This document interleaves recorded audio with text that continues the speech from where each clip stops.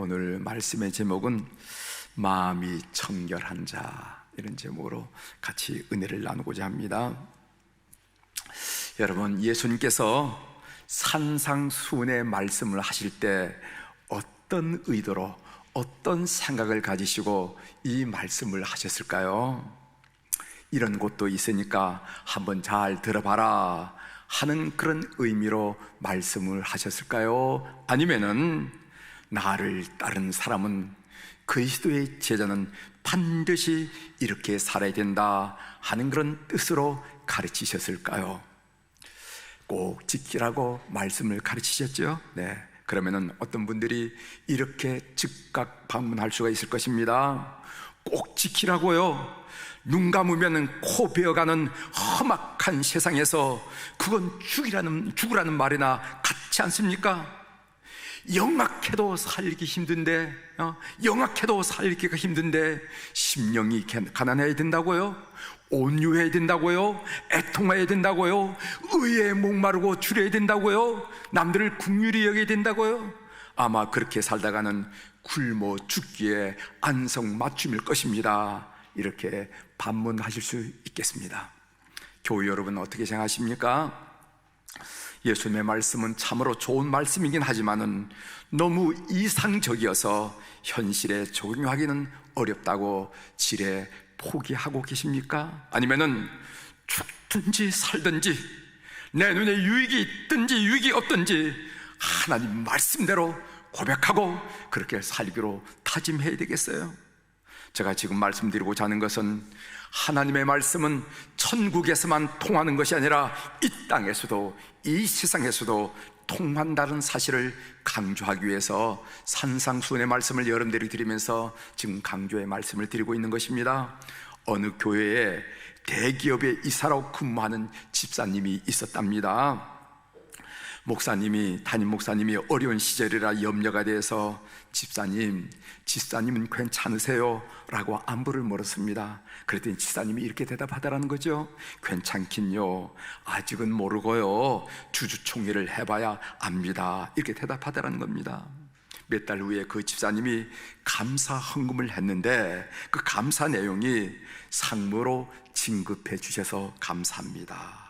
목사님이 얼마나 반갑겠어요. 반가워가지고, 남들은 실직하는 형편인데 어떻게 승진을 하셨어요? 라고 승진 이유를 물어봤답니다. 그랬더니까 그 집사님이 승진 이유를 이렇게 대답하다라는 거죠. 위에서 하는 이야기가, 회사를 위해서 최선을 다한 사람은 많지만은 정직한 사람은 많지 않다. 우리 회사는 정직한 사람이 필요하다. 그래서 진급을 시키겠다고 말들을 하더군요. 이렇게 집사님이 대답을 하더라는 것이죠. 고지식해 보이고 앞뒤가 꽉 막혀 답답해 보이고 너무 고다 요령이 없어 보이시면 고집스럽게 하나님 말씀대로 살아왔더니, 하나님 말씀대로 살아가려고 발버둥 쳤더니 회사에는 그 어려운 시기에 그를 선택했던 것입니다. 사랑하는 교회 여러분, 시간이 걸려서 그렇지 이 세상도 참된 그리스도인을 알아본다는 것을 여러분이 꼭 기억해 주시기를 바랍니다. 그래서 쉽게 아부하지 말고, 쉽게 타협하지 말고 하나님 말씀대로 살아가는 여러 교우들에게를 주의 이름으로 권면합니다. 오늘은 마음이 청결한 자는 복이 있나니 그들이 하나님을 볼 것이며 라는 말씀을 통해서 같이 은혜를 나누고자 합니다. 코로나19 바이러스가 인간을 위협하자 인간은 생태 환경 오염 문제를 심각하게 받아들이기 시작했어요. 공기 오염이 된 마스크를 쓰면서 왜 이렇게 공기 오염이 될까, 이 정도로 생각했는데 코로나19 바이러스를 겪으면서 내 목숨이, 우리 이웃의 목숨이, 우리 교우들의 목숨이 참 어려울 수가 있겠구나 하는 그런 위협을 경험하자 강의 오염, 바다의 오염, 공기 오염, 땅의 오염을 우리가 심각하게 받아들이고 있습니다. 하나님이 창조하신 자연 만물이 오염되어서 신음하고 있다는 것을 우리가 듣게 됐다는 것이죠. 그런데 곰곰이 생각해 보면은 인간의 마음만큼 오염된 부분이 있을까? 이런 생각이 들더라고요. 하늘을 쳐다보면 공기도 오염되고 강도 오염되고 바다도 오염됐다고 얘기하고 그리고 땅도 오염된대. 그런데 곰곰이 생각하면은 우리 인간의 마음만큼 오염된 것이 있느냐 하는 것입니다. 우리는 신문 방송을 통하여 예전에는 듣지도 보지도 못했던 오염된 인간들의 마음들, 그 행태들을 현기증이 날 정도로 듣기도 하고 보기도 하고 지금 겪고 있어요. 예레미야 선지자는 예레미야 17장 9절에 이런 말씀하셨습니다. 만물보다 거짓되고 심히 부패하는 것은 마음이라 누가 능히 이를 알리려마는, 이렇게 한탄을 했다는 거죠. 만물 오염됐지만은 만물보다도 더 거짓되고 더 부패된 것이 뭐냐? 우리 속에 있는 우리 인간의 마음이라고 예레미야 선지자는 지적했다는 것입니다. 만물보다 거짓되고 심히 부패한 마음을 목격하면서 마음이 청결한 자는 복이 있나니 그들이 하나님을 볼 것이며 라는 이 산상수훈의 우리 주님의 말씀이 더 놀랍게 새롭게 다가오는 것을 느낄 수가 있었습니다. 여러분, 청결이라는 단어의 의미가 무엇입니까? 이 청결이라는 것은 히라브로 카타로스라 하는 그런 단어인데 거기에 여러 가지 의미가 있는데 제가 오늘 여러분들에게 소개해주고 싶은 것은 두 가지 중요한 의미입니다. 첫 번째는 깨끗하다, 청결하다라는 이 카타로스라 하는 그 의미는 깨끗하다 하는 의미를 가지고 있다는 거예요. 잘 세탁된 옷을 보고 참 깨끗하다 이렇게 말을 하는데 이때 카타로스라 하는 말을 사용한다는 것입니다. 따라서 청결한 마음은 복이 있나니 했을 때 이 청결한 마음은 깨끗한 마음을 먼저 말한다고 볼 수가 있죠. 예수님 당시 청결하다고 했을 때 일반적으로 사람들은 율법이 말하는 청결을 생각했을 것입니다. 율법이 말하는 청결이라는 것은 무엇인가 하면은 마음의 청결보다는 육체 청결을 더 중요하게 생각했습니다. 예를 들어 보겠어요. 마가복음 7장에 보면은 바리새인과 서기관들이 예수님의 제자들이 손을 씻지 않고 음식을 먹는 것을 보고 부정하다, 더럽다 이렇게 고소하는 것을 우리가 보게 됩니다. 그들은 손을 씻지 않고 음식을 먹으면 그 몸이 부정해진다고 생각했어요. 그때 예수님께서 대답하신 말씀 여러분 잘 아시죠? 밖에서 들어가는 것이 사람을 부정하게 하는 것이 아니라 안에서 나오는 것이 사람을 더럽게 한다. 그 인격을 더럽게 한다. 그 성품을 더럽게 한다. 그 삶을 더럽게 한다. 잡아라. 사람의 마음속에서 나오는 것은 음란과 도둑질과 살인과 간음과 탐욕과 악독과 속임과 음탕과 흙이 눈과 회방과 교만과 우매한이 아닌가. 이 모든 악한 것들이 다 겉에서 들어가는 것이 아니라 속에서 나와서 그 사람의 인격을, 그 사람의 삶을, 그 사람의 성품을 더럽게 하는 것이 아니냐. 정말 더러운 것이라면 사람의 마음이다 하는 이야기를 우리 주님께서 똑똑하게 찬찬히 가르쳐 준 것을 우리가 보게 됩니다. 이런 깨끗한 마음을 가진 사람이 청결한 마음을 가진 사람으로 복이 있다, 이렇게 주님께서 말씀하셨어요. 두 번째로 청결하다 하는 두 번째 의미는 순전하다라는 뜻이 있습니다. 다른 불순물이 전혀 섞여 있지 않은 우유라든가 아니면 포도주를 보고 순수하다, 순전하다 말을 하는데 이때도 카타로스라 하는 그런 말을 사용했다는 것이지요. 따라서 청결한 마음은 어떤 마음인가? 첫 번째로는 깨끗한 마음을 청결한 마음이라 말하고 두 번째로 지적하는 것은 순전한 마음을 청결한 마음이라 이렇게 말씀을 드릴 수가 있습니다. 여러분이 잘 아는 켈케오르는 말하기를 청결한 마음은 어떤 마음인가? 청결한 마음이라는 것은 우리의 의지가 한 대상만을 향한 거, 이것을 보고 청결한 마음이라 말하고 다른 의미에서 순전한 마음이라 한다는 거예요. 우리의 의지가 지향하는 방법이 하나, 둘, 셋, 넷, 다섯, 여섯 수없이 있는 것이 아니라 오직 우리의 지향하는 의지의 지향점은 하나님 한 분에게 있을 때 그 마음을 가진 소유한 사람을 보고 순전한 마음을 가졌다, 이렇게 만다는 것이죠. 우리의 마음이 이것저것으로 나누어짐 없이 하나님을 향하여 있을 때 순전하다고 합니다. 시편 86편 11절에 보면요, 여호와여 주의 도를 내게 가르치소서. 내가 주의 진리에 행하오리니 일심으로 주의 이름을 경외하게 하소서. 이 다윗의 고비거든. 다윗의 기도문인데 다윗이 뭐라고 했냐면은 일심으로 주의 이름을 경외하게 하옵소서 하고 일심이라는 단어를 썼습니다. 그 일심이란 말이 무슨 말이냐 하면은 한마음, 심플 마인드, 싱글 마인드, 순전한 마음을 보고 우리가 그 다윗이 염원했던 그런 마음이라 이렇게 이해할 수가 있습니다. 이런 순전한 마음을 가진 사람이 청결한 마음을 가진 사람이고, 이 사람이 하나님으로 만나는, 하나님을 볼 수 있는 그런 복을 누리게 된다 하고 주님께서 가르쳐 주시다는 것이죠. 그렇다면 어떻게 청결한 마음을 가질 것인가? 여러분의 관심사항이 아니겠어요? 청결한 마음, 그거 어떻게 갖는 거지? 아마 여러분들의 관심사항이 되는데, 우선 예수 그리스도의 십자가 보혈로 지은 죄를 씻어내야 한다는 것입니다. 여러분, 수가라는요, 예수님이 오시기 전 400년에 이런 놀라운 예언을 했습니다. 스가랴서 13장 1절에 보면 이런 말이 있습니다. 그날에, 어떤 날인지 모르지만 그 날이 오게 되는데, 그날에 죄와 더러움을 씻는 샘, 여러분 이 땅에는 많은 샘들이 있지만은요, 우리의 양심, 우리의 마음에 죄와 더러움을 씻을 샘물을 내는 샘은 없다는 거죠. 그날에 죄와 더러움을 씻는 샘이 다윗의 속속과 예루살렘 주민들 위하여 열리리라, 이렇게 놀란 예언을 한 것을 보게 됩니다. 그날이라는 것은 예수님께서 십자가에 달려 죽으시던 날을 말하고, 죄와 더러움을 씻는 샘이라는 것은 예수 그리스도의 옆구리에 흘러나오는 보혈의 샘을 의미하는 것입니다. 예수님의 십자가 보혈로 우리는 깨끗한 마음을 얻게 된다는 것이죠. 사람은요, 익숙해지면 그것의 소중함을 느끼지 못하는 경우가 많이 있습니다. 그렇죠? 익숙해지면 그것의 소중함을 느끼지 못할 때가 많이 있어요. 우리는 예수 그리스도의 보혈로 깨끗하게 된다는 이 놀라운 사실을 너무 익숙해졌기 때문에 감격 없이, 감동 없이 귀뚱으로 흘러 넘겨버릴 때가 너무도 많이 있다는 것입니다. 교회 나오면 처음부터 듣는 이야기가 무엇입니까?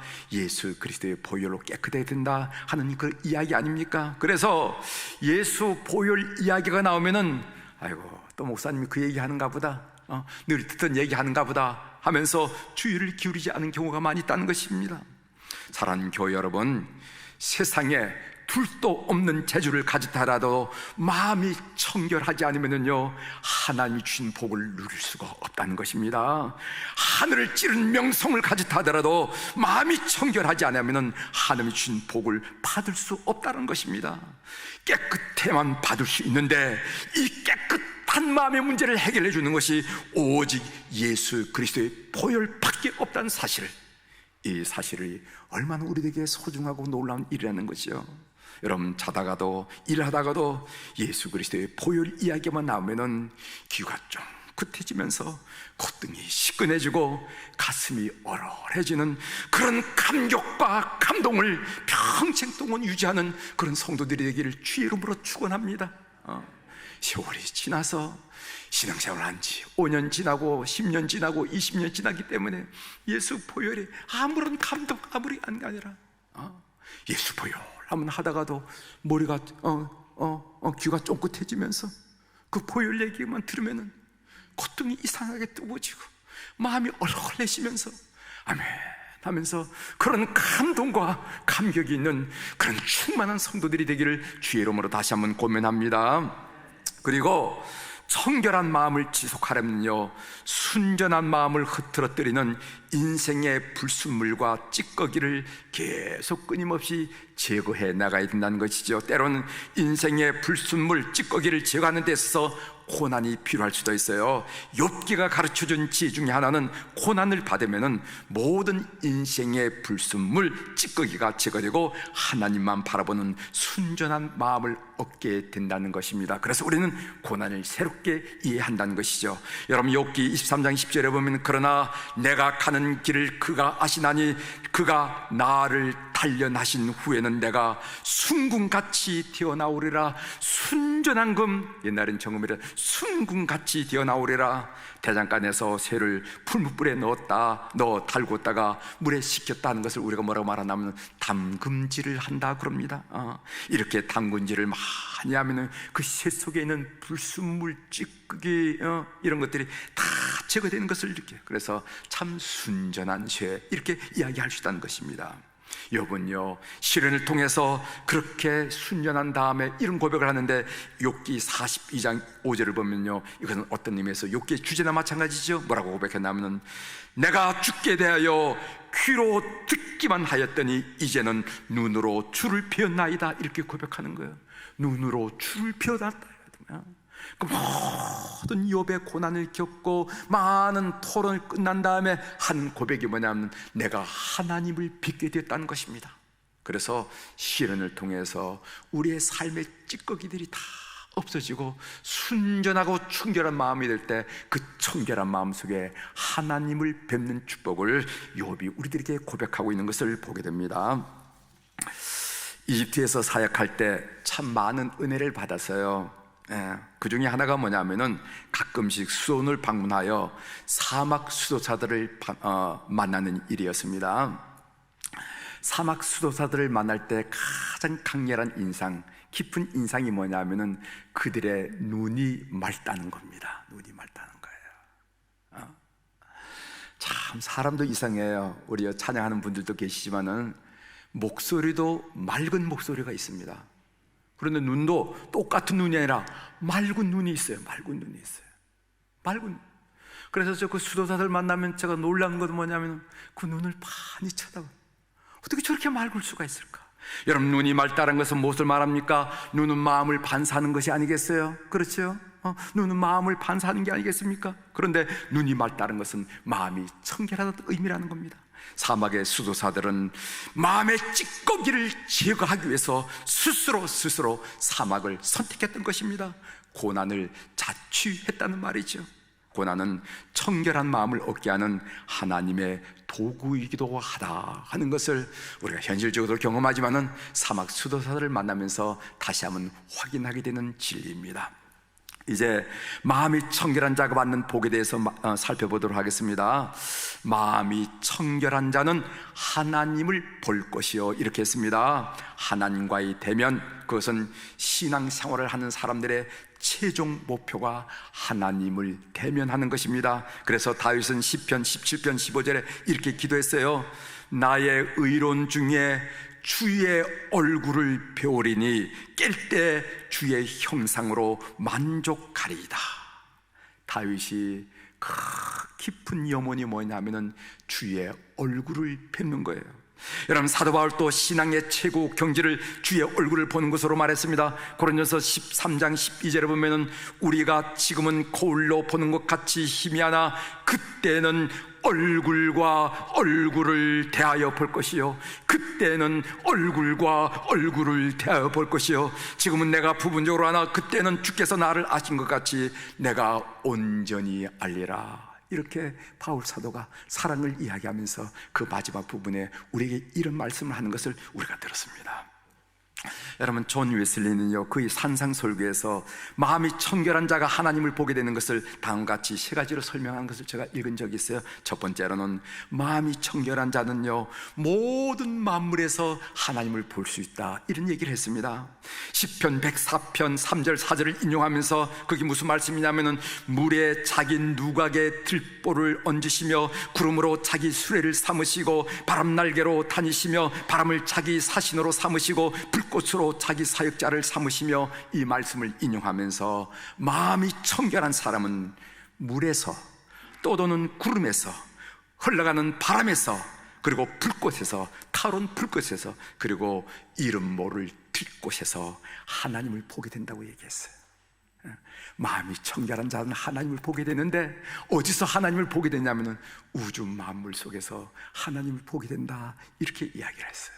또 두 번째로는요, 마음이 청결하든 자기 안에서 하나님을 볼 수 있다고 얘기했습니다. 자기 안이라는 게 뭔가, 자기 삶, 자기가 겪는 상황들, 자기가 만나는 사람들 속에서 하나님을 볼 수 있다는 것입니다. 마음이 청결한 사람은 자기가 겪는 상황에서, 여기서 그 하나님의 그 놀라운 섬세한 손길을 만날 수 있다는 거예요.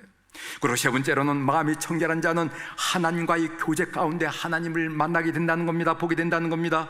온 회중과 함께 드린 이 거룩한 예배 가운데 은밀한 골방에 들어가서 하나님께 마음을 쏟아놓는 기도 가운데 그의 죽음을 나타내는 떡과 포도주를 받는 성만찬 가운데 하나님의 말씀을 묵상 가운데 하나님의 임재를 느끼게 된다는 거예요. 하나님을 보게 된다는 겁니다. 누가? 마음이 청결한 사람이 그렇게 된다는 거예요. 그러면은 하나님 볼 때 구체적으로 어떤 복을 받게 되는지 한번 살펴보도록 하겠습니다. 성경에 나온 세 가지. 첫 번째로는요, 하나님을 보았을 때 그가 항상 나와 함께 하신다는 그런 복을 누리게 됩니다.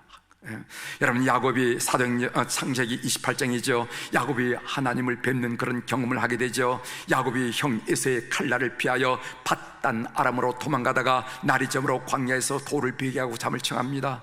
꿈인지 생시인지 하늘 열고 하늘에서 사닥다리가 내려왔는데 그 사닥다리를 올라가 보니까 천사들이 보고 그 사닥다리 꼭대기에 하나님을 뵙게 됩니다. 그 하나님을 뵙고 난 다음에 창세기 28장에서 야곱이 받는 축복이 뭐냐면 주제죠. 창세기 28장 15절에 보면 내가 너와 함께 있어 네가 어디로 가든지 너를 지키며 너를 이끌어 이 땅으로 돌아오게 할지라 내가 네게 허락한 것을 다 이루기까지 너를 떠나지 아니라 하신지라. 네가 어디로 가든지 너를 지키며 너를 떠나지 아니하리라. 이것이 바로 청결한 사람이 하나님을 뵐 때 누린 복임을 우리 교우들이 믿으시길 바랍니다. 두 번째로는요, 하나님을 보았을 때 자신의 죄인됨을 깨닫는 복을 누린다는 겁니다. 여러분, 이사야 6장 1절 이하에 보면은 이사야가 성전에서 하나님을 뵙는 사건이 나오죠. 여러분 잘 아는 사건이 아닙니까? 이사야는 이렇게 고백합니다. 이사야 6장 5절에 보면 그때 내가 말하되 화로다 나여 망하게 되었도다. 나는 입술이 부정한 사람이요 나는 입술이 부정한 백성 중에 거주하면서 만군의 여호와이신 왕을 배웠음이라. 하나님을 배웠다, 이렇게 이야기하는 겁니다. 이사야가 거룩한 하나님을 뵙고 자신의 죄인됨을 비참하게 토로하고 있는 것을 우리가 함께 읽었습니다. 자신의 죄인됨을 아는 것이 은혜입니다. 은혜 중에 은혜입니다. 왜 자신의 죄인됨을 아는 것이 은혜입니까? 죄인됨을 알아야 구세주를 찾기 때문에 그렇습니다. 몸이 아픈 줄 알아야 그가 기어서라도 병원에 갈 거 아닙니까? 의사를 만나려고 할 거 아니겠습니까? 그래서 자기의 죄인됨을 아는 것이 은혜가 되는 이유는 자기의 죄인됨을 알아야 하나님, 우리 주님을 찾기 때문에 그렇다는 것이죠. 아무리 우리 주에 교회가 많고 우리 주에 믿는 사람이 많아도, 아니 남편이 믿고 아내가 믿는다 할지라도 자신의 죄인됨을 모르면요 예수 그리스도에 대해서 그렇게 관심을 가질 수가 없습니다. 가정의 평화를 위해서, 화목을 위해서 그렇게 아이들이 교회를 간다고 그러니까 갔다 와라, 그렇게 부인이 교회를 간다고 그러면 갔다 와라, 이렇게 말할 수는 있지만은 내가 정말 하나님은 어떤 분일까? 내가 예수 그리스도는 어떤 분일까? 그분이 내 삶에 무슨 이유가 있을까? 라고 주님을 찾진 않는다 이 말이죠. 그걸 찾게 하는 이유가 뭐냐면 자신의 죄인됨을 알아야 된다는 것입니다. 그런데 마음이 청결한 사람이 하나님을 뵙게 되고 그 하나님 앞에서 자신의 죄인됨을 깊이 통찰하는 그런 복을 누릴 수 있다고 성경이 말하고 있습니다. 세 번째로는요, 하나님을 보았을 때 사명을 발견하는 복을 얻게 됩니다. 여러분, 사도행전 9장 1절 이하의 말씀에 보면은 바울이 다메섹 도상에서 예수님, 부활하신 예수님을 만나는 그런 사건이 나온다는 거 여러분 잘 아시죠? 거기서 바울은 자기 사명을 발견하게 됩니다. 사도행전 9장 15절에 보면은 주께서 이르시되 가라, 이 사람은 내 이름을 이방인과 임금들과 이스라엘 자손들에게 전하기 위하여 택한 나의 그릇이라. 그것이 예수님을 뵙고 나서 부활하신 우리 주님을 만나고 나서 하나님을 만나고 나서 경험했던 사건이에요. 나는 하나님의 거룩한 이름을 위하여서 하나님이 택한 그릇이라는 것을 그때 자각했다는 것입니다. 여러분, 삶의 적용으로 자기 사명을 발견하고 살아가는 삶이 어떤 것인지 한 대학에서 일어난 일을 한번 소개해 드리도록 하겠습니다. 주인공은 훌륭한 교수도 아니고 재기팔랄한 그 학교의 학생도 아니었습니다. 그는 나이 들고 초라한 그 학교의 수위 아저씨였어요. 그러나 그는 하나님을 만난 사람이었습니다. 그는 캠퍼스를 하나님이 보내신 사명의 자료로 인식했습니다. 그는 학교의 가로등이 고장나면요 직접 그것을 고칩니다. 벤치에 가다가 벤치에 무슨 못이 올라 있으면 아이고 아이들이 다치지 하면서 그 망치를 가지고 못을 박습니다. 잔디에 패인 곳이 있으면 마치 자기 종원처럼 더 많이 두부룩한 많은 곳에 있는 잔디를 파다가 거기다 심어 놓습니다. 그는 학교 교정 안을 구석구석 돌아다니면서 안전에 문제가 있는 모든 설비와 시설을 점검합니다. 옛날에는 남의 집처럼 봤는데 이제는 내 집처럼 내 아들들이 내 딸들이 이곳에 공부한다고 생각하면서 다 보니까 예산 일로 보이지 않고 예산 일로 보이지 않아요. 그는 자신의 사명을 학생들이 안심하고 즐겁게 학교 생활을 할 수 있도록 도와주는 것임을 알았습니다. 그랬더니 그는 더 이상 초라한 수위 아저씨가 아니었습니다. 그 학교에서 가장 존경받는 어른이었습니다. 총장님도 고개를 숙여 있어요. 아이들 학생들을 만날 때 교수를 만날 때 손을 들어서 인사를 했는데 그 어른만 보면은 고개를 90도로 하면서 아유 감사합니다 이렇게 인사를 드리고 학생들의 사랑은 말할 것도 없이 얼마나 멋진 얘기입니까? 사명을 발견하면 이렇게 보람과 기쁨과 의미와 행복감으로 일하게 된다는 것이죠. 그렇게 행복하고 즐겁게 일하면 금방 얼굴이 드러나게 되어 있습니다. 남들이 알아요. 남들이 저 사람이 이 일을 목구멍이 포도청이라고 먹고 살기 위해서 일을 하는 건지 아니면 사명감으로 일하는지 금방 느끼게 되는 겁니다. 금방 느끼게. 성가대도 마찬가지예요. 여러분 그냥 노래하는 것 같지만 우리 교우들은 저분이 하나님을 찬양하기 위해 찬양하는 건지 아니면 그냥 하는 건지 다 한다는 거지. 설교자도 아니겠어요. 설교자도 그냥 설교를 시간대에서 하는 건지 아니면 뭔가 깨우치기 위해서 지금 설교를 하는 건지 교인들은 금방 안다는 거지. 사명자. 그래서 이 수희 아저씨는요 존경도 받고 돈도 벌고 이렇게 복 있는 삶을 살았다는 얘기입니다. 본문을 묵상할 때 저의 마음에 걸리는 문제가 하나 있었어요. 여러분 성경 읽을 때 마음에 걸리는 일이 있잖아요. 걸리는 문제가 있었습니다. 여러분 청결한 마음은 순전한 마음을 말한다고 했는데 우리의 마음이 이것저것으로 나누어짐 없이 하나님을 향한 마음을 청결한 마음, 순전한 마음이라고 말하는데 그런데 한 마음으로 나는 주님을 섬기고 있는가라는 그런 질문이었습니다. 자문이었습니다. 그 자문에 나는 대답할 자신이 없더라고요. 왜냐하면은 제겐 명예욕이란 지나치고 보면은 지나놓고 보면은 한 줌도 안 되는 욕심이 차지하고 있다는 것이 보여졌기 때문에 그래요. 그래서 어느 자리에 가든지 존재감을 확인하고 싶어 합니다. 어느 자리에 갔을 때 나의 존재감을 느끼지 못하면 그 다음부터 그 자리에 가고 싶지 않았어요. 이 미친 존재감의 욕구, 그냥 강단에 서면 가르치기 때문에 날마다 죽노라 날마다 죽어야 된다고 뭐 십자가를 지고 이런 얘기를 그냥 입에 침도 안 바르고 얘기를 했는데 이 미친 존재감의 욕구가 저의 마음속에 있는 것을 확인하게 되더라고요. 이게 어디서 나타난 버릇인지 본문을 묵상할 때 주님이 이 점을 지적하는 것을 제가 느꼈습니다. 이런 죄송한 마음으로 찬송가를 넘기다가 제 마음을 그대로 드러난 찬송가 하나를 만났어요. 그것이 찬송가 274장입니다. 차장. 거기 가사에 이런 말씀 있죠. 3절에 보면은 정결한 마음 그 속에서 신령한 빛 빛이 오니 이러한 마음 나 얻으면 눈까지도 밝으리라. 물 가지고 날 씻든지 불 가지고 태우든지 내 안과 밖 다 닦으사 내 모든 죄 면하셔서 정말 주님을 볼 수 있는 청결한 마음 갖게 해달라 하는 그런 마음으로 우리 함께 좀 같이 불렀으면 좋겠습니다. 우리 4절까지는 조금 시간이 지났으니까 1절, 2절, 3절까지만 부르도록 하겠습니다. 여러분 가사를 잘 묵상하시면서 함께 불러보도록 하겠습니다.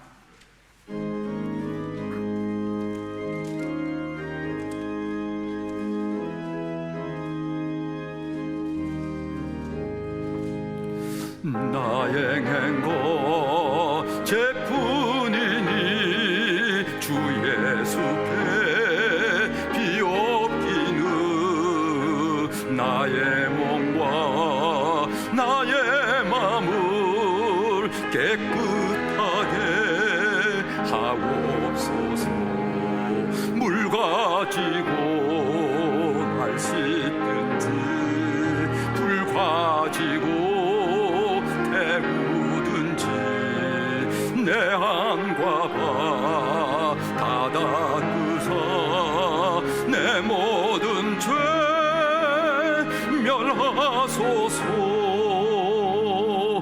내 어둠 밝히시니 참 기쁘고 고마우나 그보다 더 원하오니 정결함아 주옵소서. 물 가지고 날 씻든지 불 가지고 태우든지 내 한과 바 다 닦으사 내 모든 죄 멸하소서. 정결함아 그 속에서 신령한 빛이 오니 이러함아 나 얻으며 눈까지도 밝으리라. 물 가지고 날 씻든지 불 가지고 태우든지 내 안과 바 다 닦으사 내 모든 죄 멸하소서. 아멘.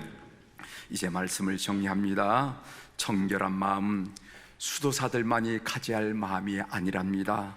정결한 마음은 우리 주님께서 우리 모두에게 요구한 마음이에요.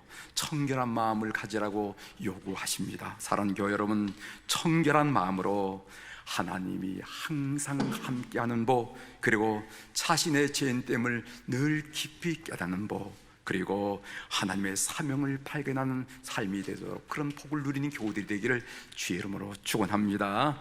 기도하시겠습니다.